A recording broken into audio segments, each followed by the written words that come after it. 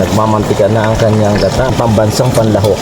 Magluluto naman po tayo ng ginataang papaya. Ito na pinakita ang preparation nito. Alam naman natin kung paano yan lutuin. Babalatan syempre muna natin, tapos gagayat-gayatin. Nilagay ko na siya sa gata, may kasama na yung mga pampalasa, kompleto ricado na yan. So yan ang ating ulam ngayong umaga. So pakukuluin lang natin ito ng mga ilang minuto hanggang sa maluto o ginayat na papaya. So ayan, kumukulo na siya guys. Kaway-kaway po sa mga kumakain ng ginataang papaya. Duruhin na natin ang gatong nito. Kahoy naman ang ating gatong dahil malilate na kami, may pasok pa kami ngayong umaga.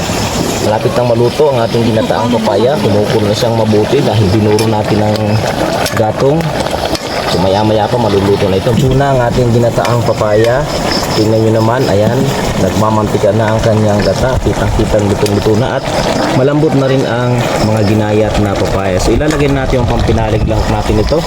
So ito yung aming pambansang panlahok, ang malunggay. Sarap din guys ang ginataang papaya kapag may lahok na malunggay. Hanguin na natin yung ating ginataang papaya.